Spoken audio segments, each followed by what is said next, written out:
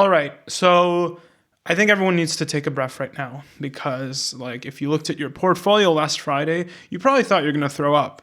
I mean, like, I thought I was because we saw something that honestly I haven't seen in like my entire trading career at all. And I've been doing this for a while. I've been like actually researching the markets for quite some time. The fact that silver dropped 36% in a single day, like in a single day. That's not like that's not a correction. That's literally a crime scene. And gold, like, honestly, it wasn't that much better, right? It fell from like 5,600 down to like 4,900 in hours. It wiped out weeks of gains within an afternoon. And naturally, my inbox is exploding like, is the bull run dead? Is the dollar taking over? Did Trump just kill the gold trade? And look, it's like scary, right? But when you see a candle that red, your instinct is to sell everything and run for the hills. But like, let's actually sit down and look at why this happened. Because when you peel back the layers, it wasn't exactly just one thing. It was like five things hitting the market at the same exact minute.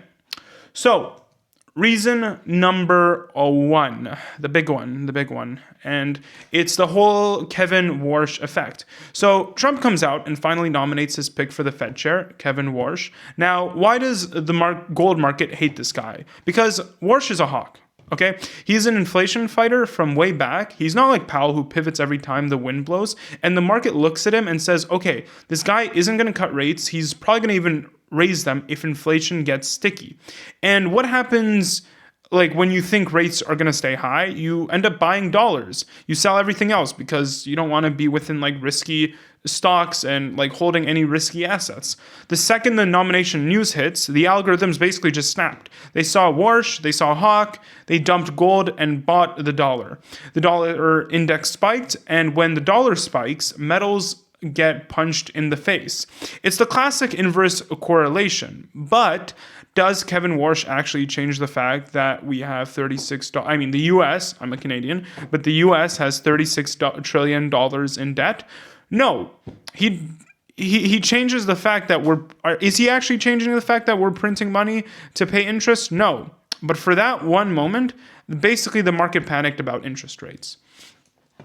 But here's the thing. Here's where it actually kind of gets interesting. And this is the part nobody is talking about. It's the crypto contagion, because gold didn't just fall in a vacuum. Did you see Bitcoin? Bitcoin literally crashed at the same time. We saw $1.7 billion in crypto liquidations overnight.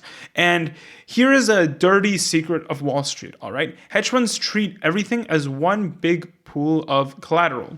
So imagine like you're a hedge fund manager, all right? You leveraged long on Bitcoin tanks, you get a margin call, you need cash right now. You can't sell your Bitcoin because it's crashing, so what do? You sell your winners. You sell the things that actually did really good. You sell gold, you sell your silver. It's literally called, there's the term cross-asset liquidation.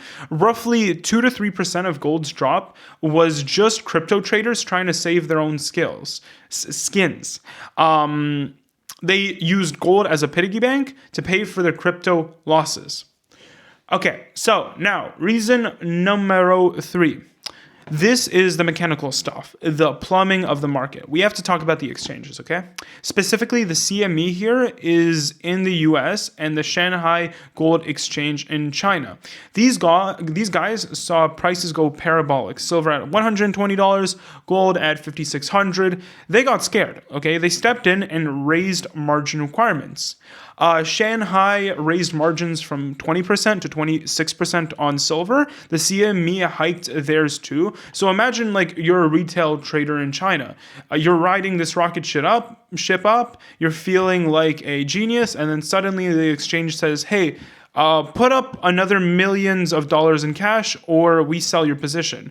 You don't have the cash, obviously. And so what happens? You're basically forced liquidation. The brokerages just hit the sell button automatically. It wasn't people selling because they wanted to. It was people selling because they had to. And this actually brings us to the whole JP Morgan whale theory. Now, put on your tinfoil hats for a second, because this is kind of wild. There is some serious analysis coming out of Europe suggesting that this wasn't just an accident. There's a theory that big banks, specifically JP Morgan, were sitting on massive short positions. They were betting against silver. And when silver hit $120, they were underwater for billions of dollars.